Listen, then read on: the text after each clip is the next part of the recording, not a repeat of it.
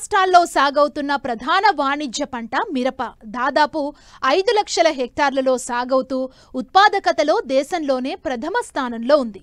తెలంగాణ జిల్లాలో సాధారణంగా June, July నెలల్లో నారు పోసి ఆగస్టు నుంచి సెప్టెంబర్ మొదటి పక్షం వరకు నాట్లు వేయటం పరిపాటి. ఇప్పటికే నార్లు పోసిన రైతాంగం నాట్లకు సిద్ధమవుతున్నారు. ఇలాంటి సమయంలో రైతులు పాటించాల్సిన మెలకువలు తెలియజేస్తున్నారు ప్రధాన శాస్త్రవేత్త డాక్టర్ జె హేమంత్ కుమార్. మిరప మెట్ట ప్రాంత రైతుల ఆదరణ పొందుతోంది. ఇప్పటికే రైతులు వారి వాతావరణ పరిస్థితులకు, భూములకు అనుగుణంగా రకాలను ఎంచుకుని నారుమళ్లు పోసుకున్నారు. జూలైలో నారు పోసిన వారు ఆగస్టులో నారు పోసుకున్న వారు సెప్టెంబర్లో నాట్లు వేసుకునేందుకు అనువు.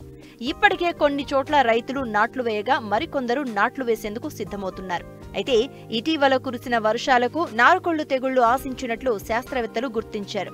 ముఖ్యంగా సాగు ప్రారంభం నుండే సరైన అవగాహనతో ముందడుగు వేస్తే నాణ్యమైన దిగుబడులు పొందవచ్చంటూ వివరాలు తెలియజేస్తున్నారు ప్రధాన శాస్త్రవేత్త డాక్టర్ జె హేమంత్ కుమార్.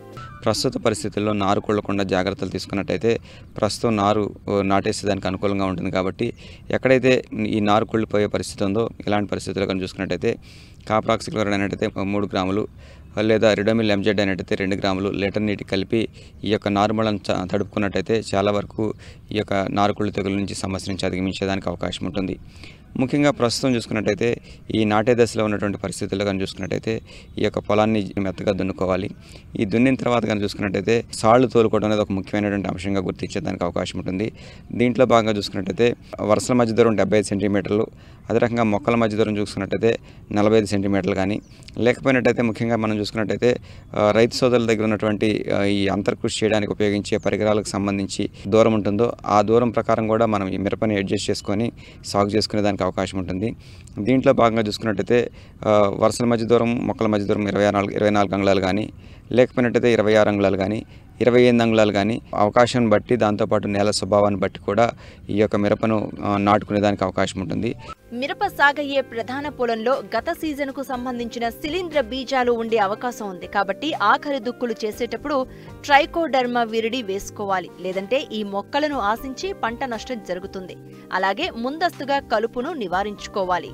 ఆఖరి దుక్కులో కానీ చూసుకున్నట్టయితే మనం ముందుగా 90 కేజీల పశువుల ఎరువుకి దానికి 10 కేజీలు వేపపిండి కలుపుకొని, దానికి ఒక 2 కేజీలు ట్రైకోడర్మా విరిడే కలుపుకొని ఒక 10 నుంచి 15 రోజుల వరకు జాగ్రత్తగా నీడ కింద ఉంచుకున్నట్టయితే ఈ యొక్క ట్రైకోడర్మా విరిడే అనేది, ఈ శిలీంద్రం అనేది ఎరువులో పెరుగుతుంది. కాబట్టి దాన్ని తీసుకెళ్లి ఆఖరి దుక్కులో వేసుకున్నట్టయితే ఇది భూమితో పాటు అభివృద్ధి చెంది తద్వారా శిలీంద్ర తెగుళ్ళు ఏదైతే ఉన్నాయో, ముఖ్యంగా ఎండు తెగులకు సంబంధించినటువంటి లేకపోతే వేరుకుళ్ళు తెగులకు సంబంధించినటువంటి శిలీంద్రాన్ని సమర్థవంతంగా అరికట్టి తద్వారా మొక్కలు చనిపోకుండా ఉండేదానికి అవకాశం ఉంటుంది.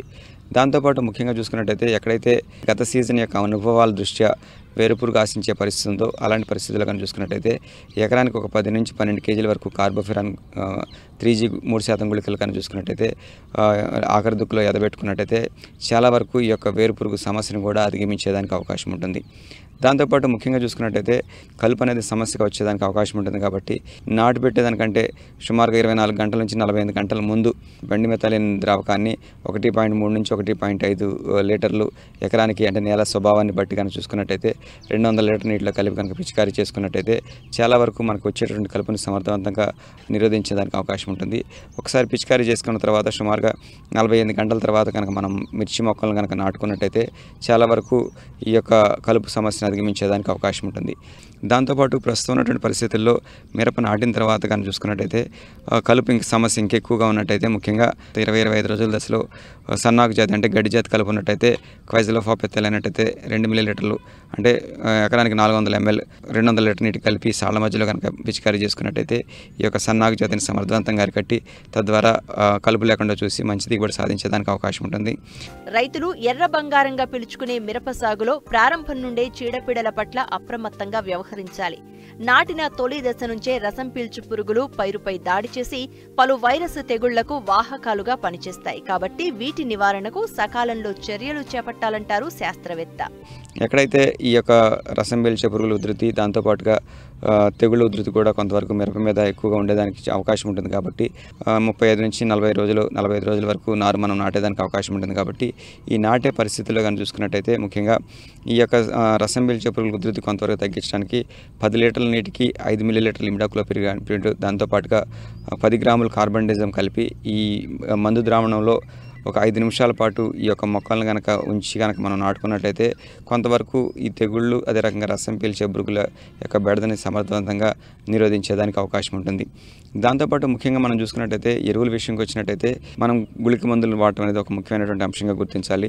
దీంట్లో భాగంగా చూసుకున్నట్టయితే నాటు పెట్టినటువంటి 15వ రోజు అదే రకంగా 45వ రోజు కానీ చూసుకున్నట్టయితే ఫిప్రోనిల్ అంటే రిజెంట్ గుళికలు అనేవి ఎకరానికి 8 కేజీల చొప్పున సాళ్లలో ఎదబెట్టుకున్నట్టయితే చాలా వరకు పై ముడతని సమర్థవంతంగా అరికట్టి పై ముడత బారిన పడకుండా ఈ పంటను కాపాడేదానికి అవకాశం ఉంటుంది. నారు పెట్టిన తర్వాత 2 ప్రధానమైనటువంటి సమస్యలు వచ్చేదానికి అవకాశం ఉంటుంది. దీంట్లో భాగంగా చూసుకున్నట్టయితే ఒకటి బ్యాక్టీరియా ఆకు మచ్చ తెగులు అనేది సర్వసాధారణంగా వర్షాలు ఎప్పుడు పడుతుంటే అప్పుడు వస్తుంది కాబట్టి ఈ పరిస్థితుల్లో ఆకుల మీద మచ్చలు ఏర్పడటం, ఈ మచ్చల చుట్టూ వలయాలు ఏర్పడటం, తద్వారా ఆకులు అనేది రాలిపోవడం అనేది ఈ యొక్క బ్యాక్టీరియా ఆకు మచ్చ తెగులు యొక్క లక్షణంగా గుర్తించి కాపర్ ఆక్సిక్లోరైడ్ అనేది 30 గ్రాములు, దీంతోపాటు ప్లాంటామైసిన్ కానీ పోషామైసిన్ కానీ అంటే 2 గ్రాములు 10 లీటర్ల నీటిని కలిపి 10 రోజులలో 2 సార్లు పిచికారీ చేసుకున్నట్టయితే చాలా వరకు ఈ యొక్క బ్యాక్టీరియా ఆకు మచ్చ సమస్యని అధిగమించేదానికి అవకాశం ఉంటుంది. దాంతోపాటు ప్రస్తుతం ఉన్నటువంటి పరిస్థితుల్లో ముఖ్యంగా గాలిలో తేమ శాతం ఎక్కువగా ఉండటం, తద్వారా పెట్టినటువంటి మొక్కలు కనుక చూసుకున్నట్టయితే లేత మొక్కలు పెడతాం కాబట్టి రెసిస్టెన్స్ పవర్ అనేది తక్కువగా ఉండటం, ఈ పరిస్థితుల్లో చూసుకున్నట్టయితే కాండం మీద మచ్చలు ఏర్పడి కాండం కుళ్ళిపోయి తద్వారా కొన్ని పరిస్థితుల్లో వర్షాలు బాగా పడుతున్నటువంటి పరిస్థితులు కానివ్వండి, లేదా కొంచెం బరువైన నెలలో కనుక మనం మిరప నాటినట్టయితే ఈ యొక్క కుళ్ళు కూడా ఆశించేదానికి అవకాశం ఉంటుంది. కాబట్టి దీని నివారణ కానీ చూసుకున్నట్టయితే సాధ్యమైనంత వరకు థయోఫెనైడ్ మెథల్ అంటే టాప్సిన్ ఏమైనట్టయితే 1.5 గ్రాములు లీటర్ నీటికి కలిపి మొక్క మరియు అదే రకంగా కాండం అంతా కూడా తడిపినట్టయితే చాలా వరకు ఈ యొక్క కాండం కుళ్ళు తెగుల్ని ప్రస్తుతం ఉన్నటువంటి పరిస్థితుల్లో అధిగమించి మంచి దిగుబడి సాధించేదానికి అవకాశం ఉంటుంది. మిరప నాణ్యతను దిగుబడులను ప్రభావితం చేసే అంశాల్లో పోషక యాజమాన్యం అత్యంత కీలకమైంది. ప్రాంతాలకు తగ్గట్లుగా నేలలను అనుసరించి ఎరువులను అందించాల్సి ఉంటుంది.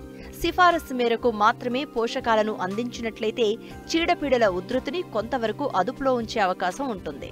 ప్రస్తుతం చూసుకున్నట్టయితే మిరప కనుక 120 కేజీల నత్రజని, అదే రకంగా 24 కేజీల భాస్వరం, అదే రకంగా 48 కేజీలు పొటాష్ ఇచ్చే ఎరువులు అవసరం అవుతాయి. కాబట్టి ఈ పరిస్థితిలో కానీ మనం చూసుకున్నట్టయితే ప్రస్తుతం భాస్వరం అనేది వేరు పెరుగుదలకు ఉపయోగపడుతూ ఉంటుంది, అదే రకంగా నత్రజని అనేది మొక్క పెరుగుదలకు ఉపయోగపడుతూ ఉంటుంది. దాంతోపాటు పొటాష్ కానీ చూసుకున్నట్టయితే ఈ పూత రావడానికి అదే రకంగా మొక్కకు రెసిస్టెన్స్ పవర్ అనేది కొంతవరకు వస్తుంది. కాబట్టి సాధ్యమైనంత వరకు భాస్వరం ఎరువులు అంటే ముఖ్యంగా కాంప్లెక్స్ ఎరువులన్నింటినీ చూసుకున్నట్టయితే 24 కేజీల భాస్వరం సంబంధించినటువంటి ఎరువులన్నింటినీ ఆఖరి దుక్కులో వేసుకున్నట్టయితే చాలా వరకు ఈ మొక్కల యొక్క వేర్లు సమర్థవంతంగా పెరిగి తద్వారా మొక్కలు త్వరగా నిలబడటానికి అవకాశం ఉంటుంది. అదే రకంగా మిగిలినటువంటి నత్రజని అదే రకంగా పొటాష్ విషయంకి వచ్చినట్టయితే మొక్కలు పెట్టిన తర్వాత 30 రోజులు, అదే రకంగా 60 రోజులు, 90 రోజులు, అదే రకంగా 120 రోజుల వ్యవధిలో వేసిన ప్రతిసారి 65 కేజీలు యూరియా, దాంతోపాటు 20 కేజీలు పొటాష్ కలిపి కనుక మొక్కకు దూరం ఒక 5 సెంటీమీటర్ల నుంచి 6 సెంటీమీటర్ల దూరంలో ఎదబెట్టుకున్నట్టయితే చాలా వరకు పోషకాల లభ్యత అనేది మొక్కకు సక్రమంగా ఉండి తద్వారా తక్కువ ఖర్చుతోటి సిఫార్సు చేసినటువంటి ఎరువుల మోతాదుతోటి మంచి దిగుబడి సాధించేదానికి వీలుంటుంది.